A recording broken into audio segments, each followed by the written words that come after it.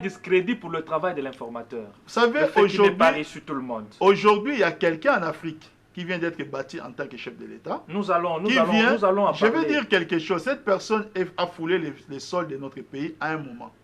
Et il a dit, pendant qu'il y avait encore des politiciens qui sont encore aujourd'hui, qui jouaient encore dans une certaine cour avec les aventures, il a dit quelque chose qui devait nous choquer.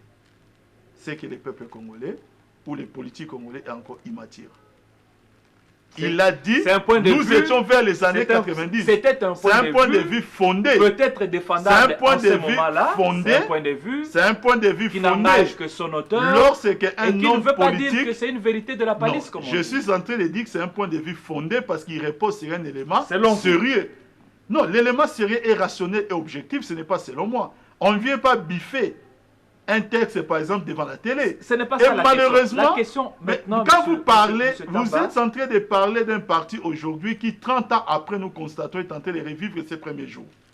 C'est moi, je dis que c'est l'inverse qui m'aurait étonné.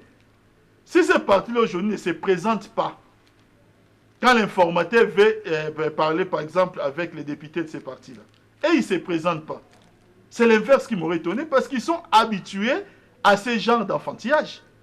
Je les appelle des capricieux politiques. Quel type de consultation sans tout le monde?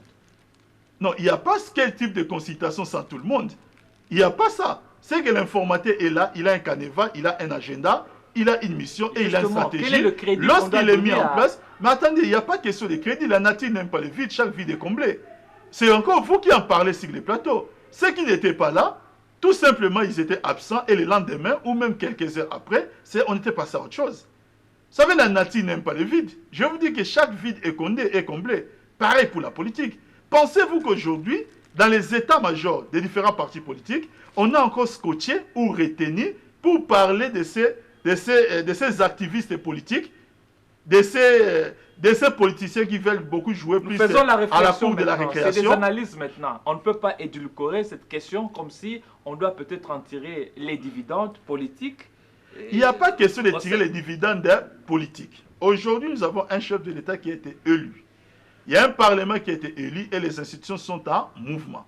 Les chefs de l'État nomment un informateur. L'informateur met en place une certaine stratégie où il dit qu'il va entendre tout le monde. Un camp refuse de rencontrer l'informateur.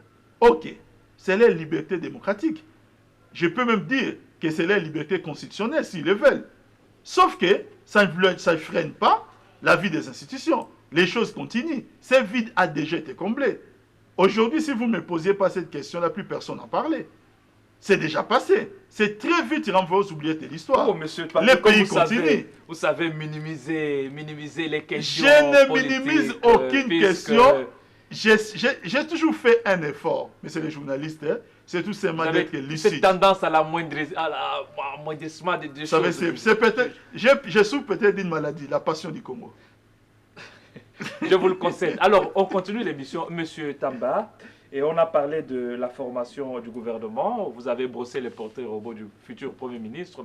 Maintenant, en ce qui concerne la composition de l'équipe gouvernementale, le chef de l'État a tendu la main, vous l'avez si bien dit pendant l'émission, à tout le monde, même à l'opposition. Alors, quel type de gouvernement selon vous? La cohabitation, c'est-à-dire on fait peut-être le partage équitable du gâteau, passez-moi le terme si je dois l'appeler gâteau, le partage équitable, ou on injecte seulement quelques éléments pour... Non, vous avez compris la cohabitation, déjà non. Non, pourquoi? Parce que l'opposition n'a pas gagné les élections législatives. Il n'y a pas de majorité au Parlement. On ne peut parler d'une cohabitation que si la majorité bascule et que c'est l'opposition qui est majoritaire. Donc parler de la cohabitation aujourd'hui, ça serait un abus de langage. Donc cette possibilité-là n'existait pas. Maintenant, il reste une possibilité. Ça, c'est une innovation moderne. La politique est dynamique et nous constatons aujourd'hui, presque partout au monde, en France, avec le président Nicolas Sarkozy, aux États-Unis, avec le président Obama, il y a une tendance à l'ouverture. Et l'ouverture n'est pas une cohabitation. Le chef de l'État élu, qui est tenu de travailler avec sa famille politique, il peut estimer tout simplement qu'il y a certaines valeurs qui peuvent se retrouver dans l'opposition. Parce que je vais vous dire une chose, monsieur les journalistes, il n'y a aucune logique qui peut aujourd'hui, on peut défendre aucune logique de façon ferme qui va essayer de prétendre que les vraies valeurs dans notre pays ne se trouvent que dans les camps de la majorité. Il y a bien des gens qui sont dans l'opposition qui sont des vraies valeurs dont le pays a besoin. Si ces gens-là peuvent comprendre l'esprit de l'ouverture, qui n'est pas un débauchage, vous comprenez ce que je veux dire, et qui n'est pas une cohabitation, mais qui peut venir s'imprégner de la culture ou de la philosophie, de la révolution et la modernité, c'est sur quoi le chef de l'État a été élu, et qui peut l'aider à l'accompagner avec les compétences qui sont les siennes. Cette personne-là est la bienvenue.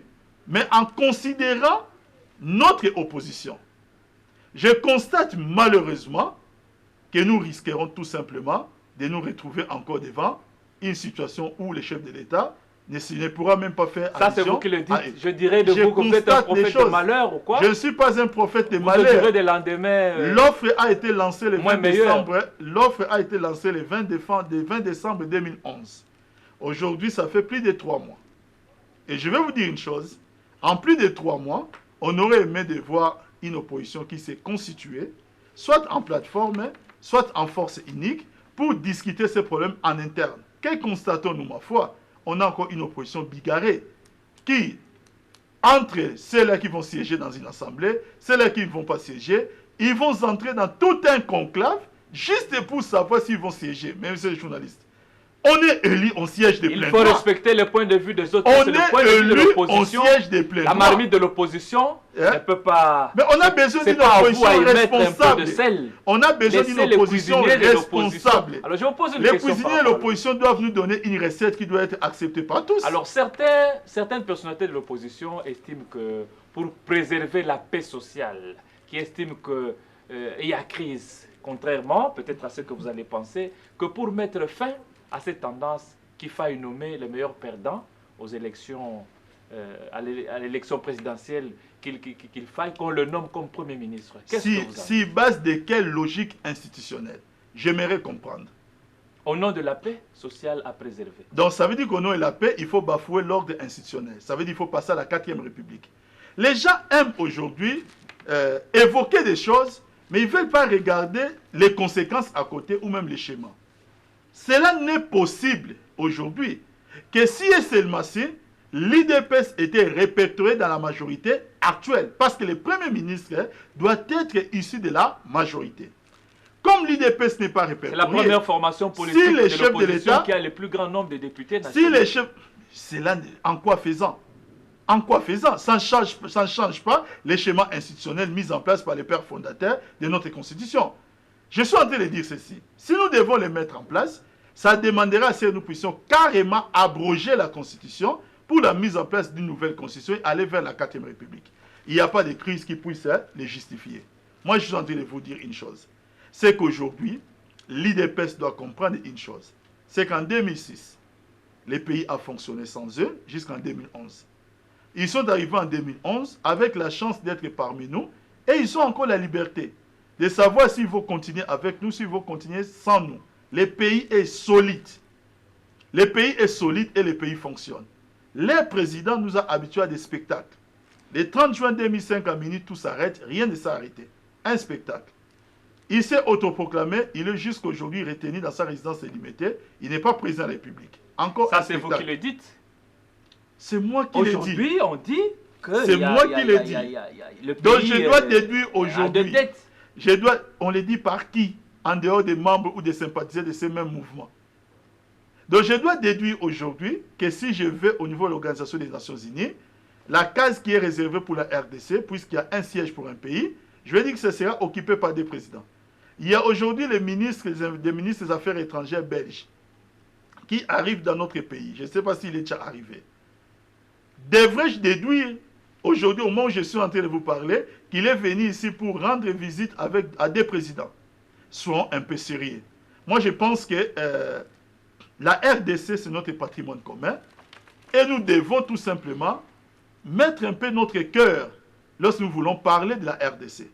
Si nous voulons parler de la RDC dans des considérations secondaires, et permettez-moi l'expression, inutile comme nous essayons de l'observer, nous qui aimons le Congo, nous ferons une chose. Alors, selon vous, M. Tamba, il il n'y a aucun problème, le pays est dans la paix, il n'y a pas de crise, il n'y a pas de quoi sur le plan politique.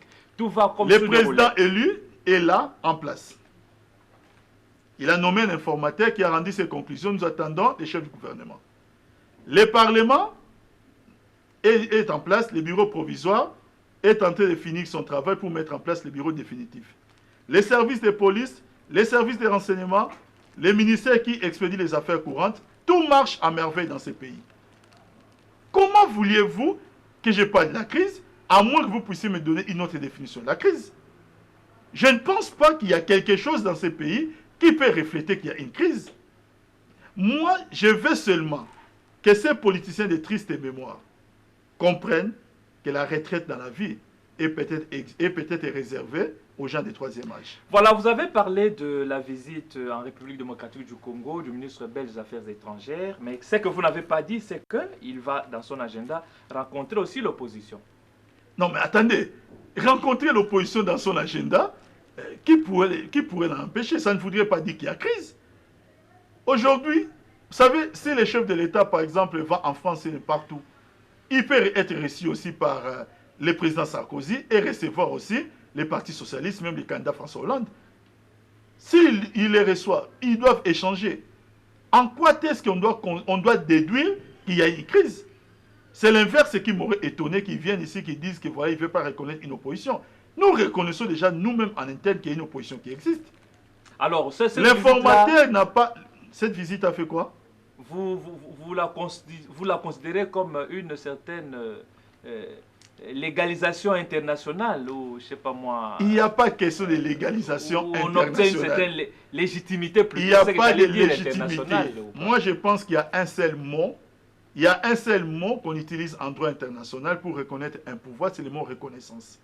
Est-ce que le pouvoir de Joseph Kabila est reconnu? Je vais vous dire oui.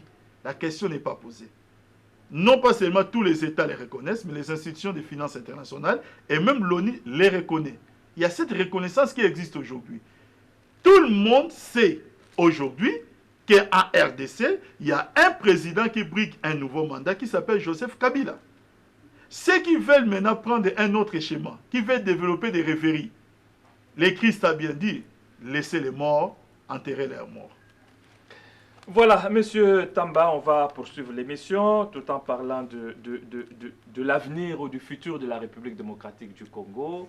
La mise en place du gouvernement peut-être amènera à ce qu'on s'attaque aux problèmes sociaux. Selon vous, quelles sont les priorités sociales aujourd'hui? Le gouvernement trouvera sur la table quel dossier social à traiter en priorité? Moi, personnellement, je vais saluer une chose.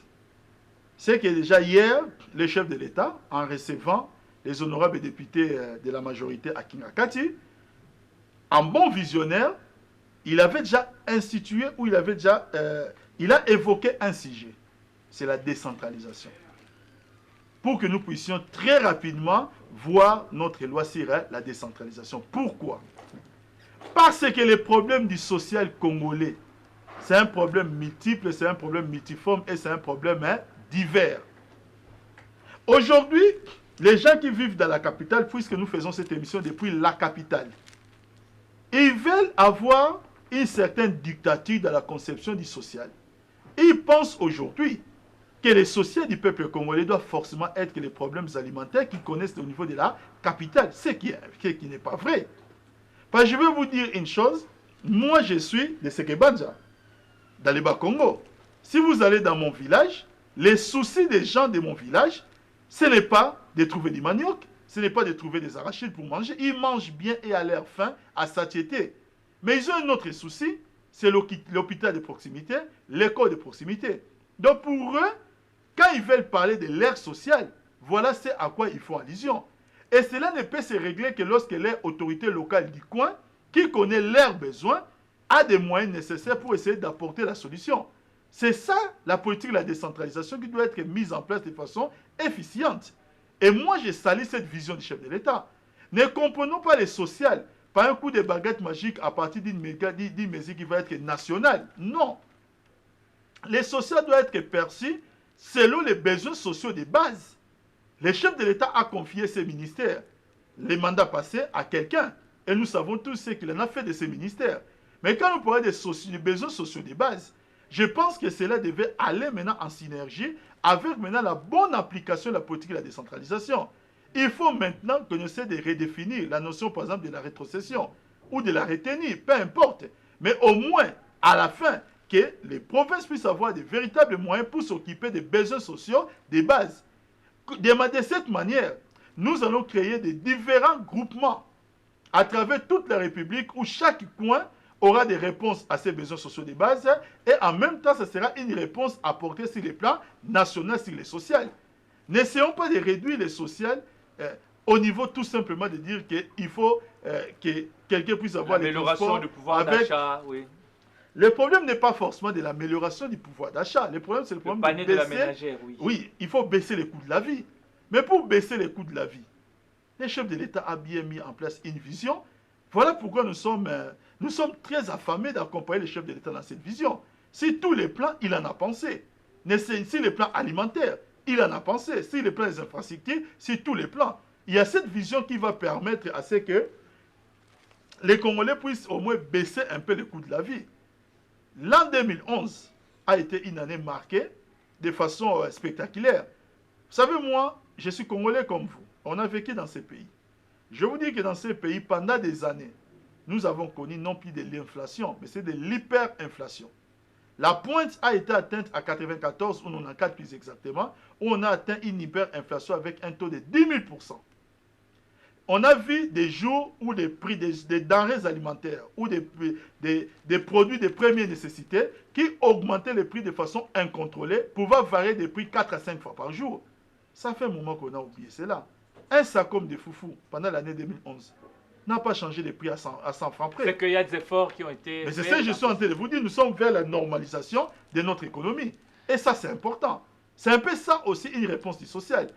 Lorsque le chef de l'État dit qu'il va mettre en place un forum social, mais ça va appeler tous les différents acteurs à tout niveau de réfléchir sur ce sujet. Et lui, il a lancé les tempos hier avec la politique de la décentralisation. C'est comme ça que nous devons percevoir notre social.